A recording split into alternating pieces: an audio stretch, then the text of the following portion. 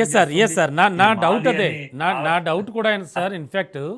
ఒకవైపు అవును. పాకిస్తాన్, మరోవైపు ఆఫ్ఘనిస్తాన్ కూడా క్లెయిమ్ చేసుకుంటున్నాయి, ఇది మా దగ్గర దొరికిందే, ఇది మాది అని. ఎందుకంటే అప్పుడు కంబైన్డ్ కంట్రీ కదా. ఓ, భారతదేశం అనేది ఓకే. పాకిస్తాన్, అవిభాజ్య అవిభాజ్య భారత్.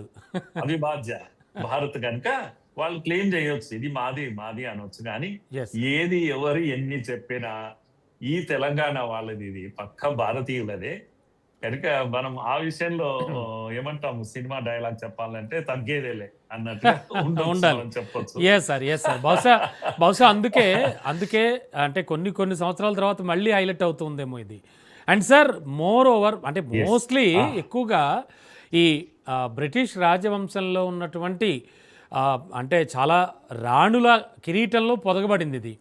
అంటే ఆ రాజవంశం ఆధీనంలోనే ఉంది. అండ్ బ్రిటిష్ రాజకుటుంబంలో ఉన్న మహిళలు మాత్రమే దీన్ని ధరించేవారు సార్. చాలా సుందరాంగలు, అందగత్తెలు వాళ్ళే ధరించారు ఇది.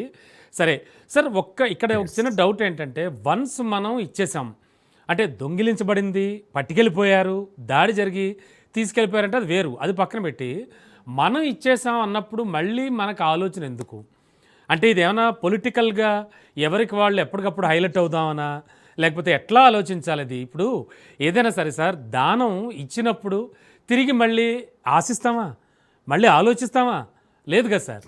మరి ఈ నేపథ్యంలో ఎందుకు విక్టోరియా, ఎందుకు వాళ్ళని ఈ కోహినూర్ గురించి మళ్ళీ మనం అడగడం ఎలా ఎలా చూడాలంటారు దీన్ని?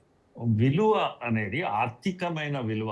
100 కోట్ల రూపాయలు ఉన్నాయి, లేకపోతే 1,00,000 కోట్ల రూపాయలు ఉన్నాయి, మనం దానం చేశాం, ఇచ్చాం.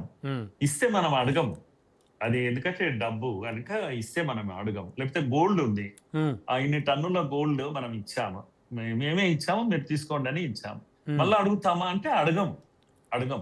కానీ కల్చర్ అండ్ హెరిటేజ్ అనేది అది ఆయా దేశాలకు సంబంధించినటువంటి విషయం.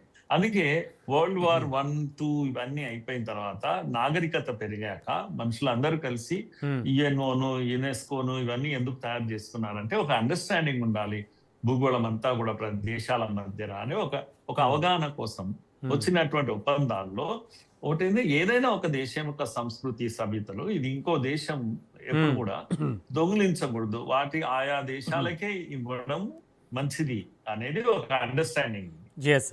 ఒక అండర్స్టాండింగ్. ఇది ఉదాహరణకు కొన్ని దేశాలు ఉన్నాయండి మన దగ్గర కూడా.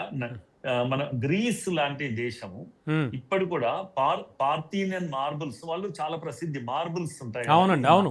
మార్బుల్స్ డిజైన్స్ చేస్తారు, వాళ్ళ నిర్మాణాలు, కట్టడ శైలి అంతా కూడా చాలా. అవును, అవును. అది వరల్డ్ వైడ్ గా ఎత్తుకు వెళ్ళారు. అప్పుడు అందమైన వస్తువు ఏదున్నా వరల్డ్ వైడ్ గా ఎవడి బలం ఉన్నవాడు వాడు పట్టుకుపోతాడు. అలాగే నైజీరియా కూడా బ్రాంజ్ సంబంధించిన మెటీరియల్ వాళ్ళు చాలా బాగా తయారు చేస్తారు, అది దాని విలువ చాలా ఉంటుంది. ఈ దేశాలు ఇప్పటికి కూడా వాటి బ్రాంజ్ గానీ లేకపోతే మార్బుల్స్ గానీ ఈ దేశాలు ఏం చేస్తుంటాయంటే, ఏ దేశాల్లో ఇవి విలువైన వస్తువులు ఉన్నాయో అవన్నింటినీ తిరిగి తెచ్చుకోవడానికి ప్రయత్నం చేస్తారు.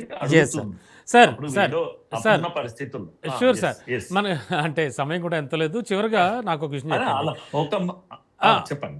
అంటే నా డౌట్ ఏంటంటే, ఇప్పుడున్న కండిషన్లో ఇప్పుడు ప్రధాని మోడీ హిందుత్వ కావచ్చు, మొత్తం భారతదేశం అంతా కూడా ఒక టైప్ ఆఫ్ కల్చర్లోకి, ఒక డిఫరెంట్ మోడ్లోకి వెళ్ళిపోయింది ఆల్రెడీ.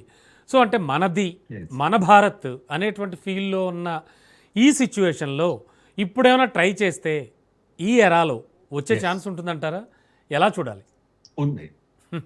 ఉంది అండి, దెర్ ఇస్ నో డౌట్. ఎందుకంటే యునెస్కో రూల్స్ ప్రకారమే మనం డిమాండ్ చేస్తున్నాము. యునెస్కో 1970 కన్వెన్షన్ దాని ప్రకారము ఈ కొన్ని ఇల్లిసిట్ ట్రాన్స్ఫర్స్ ఏవైతే ఉన్నాయో, అంటే అక్రమంగా ఒక దేశం నుంచి ఇంకో దేశం కల్చర్ అండ్ హెరిటేజ్ సంబంధించిన మెటీరియల్ ను రిటర్న్స్ ఇవ్వడం మంచిది అనేది యునెస్కో చెప్తున్నా. దాని ప్రకారం ఇప్పుడు కూడా మనము యూకే నుంచి 32 వస్తువులు, స్టోలెన్ ఆర్టిఫాక్ట్స్ మనం తెచ్చుకున్నాం. మనం 2023లో తెచ్చాం మనం. ఇది మోడీ గారు వచ్చాక ఇదే బ్రిటన్ మనకు హ్యాండ్ ఓవర్ చేసి వాళ్ళు కనుక ఇప్పుడు కాదు సార్, వాళ్ళు ఒప్పుకున్నారా? అవును, మేము దొంగిలించాం అందుకే తిరిగిస్తున్నాం అని. అంటే ఎవడు నేను దొంగిలించారని చెప్పరు, మా వాళ్ళు తెచ్చారు, ఎప్పుడు వచ్చిందో మాకు తెలియదు కనుక మీ వస్తువులు మీరు తీసుకెళ్ళండి అని మర్యాదకంగానే మనకు 32 వస్తువులు ఇచ్చారు. ఇది కూడా మన డిమాండ్ లో ఉంది. ఇది కూడా ఇప్పుడు కాకపోతే ఇంకోసారి తప్పకుండా వచ్చి తీరుతుంది అండి. నాకు ఆ విశ్వాసం ఉంది. Yes sir, yes sir. Pride of India కదా వస్తుంది. Definitely sir, definitely.